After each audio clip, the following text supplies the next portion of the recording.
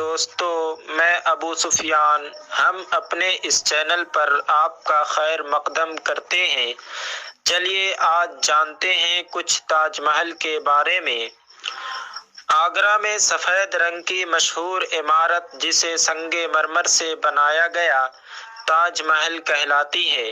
اسے شاہ جہاں نے تعمیر کرایا جو 5واں مغل شہنشاہ تھا۔ شاہ جہاں 1628 سے 1658 تک برِ صغیر ہند و پاک کا حاکم رہا۔ اس نے اپنی بیوی ممتاز محل کی یاد میں اسے تعمیر کرایا۔ یہ 42 ایکڑ پر مشتمل ہے۔ اس میں ایک مسجد اور ایک مہمان خانہ بھی ہے۔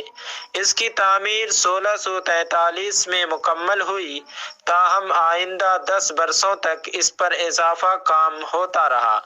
اس وقت اس پر 3 کروڑ 20 لاکھ خرچ ہوئے، جو آج کے حساب سے 50 ارب روپے سے زائد بنتے ہیں۔ اس پر 20,000 سے زائد ہنرمندوں نے کام کیا۔ اس کی رہنمائی استاد احمد لاہوری نے کی۔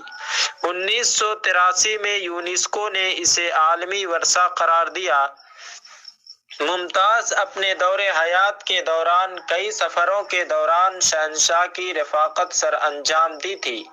اس کے علاوہ اس کی ذمہ داریوں کی سر انجام دہی میں اس کی معاونت سر انجام دی تھی۔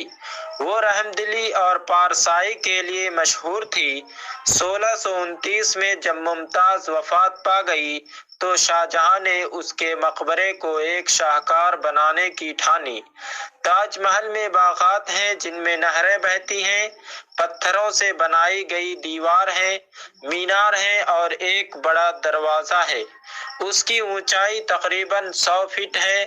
یہ مقبرہ تقریباً ایک مربع شکل کا حامل ہے جو ایک پلیٹ فارم پر کھڑا ہے۔ یہ امر بھی قابل ذکر ہے کہ جب تاج محل کی تعمیر اپنے اختتام کو پہنچی تب شاہ جہاں کا یہ ارادہ تھا کہ دریا کے مخالف کنارے پر اپنے لیے بھی سنگ مرمر کا ایک مقبرہ تعمیر کروائے، لیکن قدرت کو کچھ اور ہی منظور تھا۔ اس کے بیٹے اورنگزیب نے اس کے خلاف بغاوت کی اور اسے آگرہ میں نظر بند کر دیا۔ 1666 میں شاہ جہاں وفات پا گیا اور وہ تاج محل میں دفن ہوا۔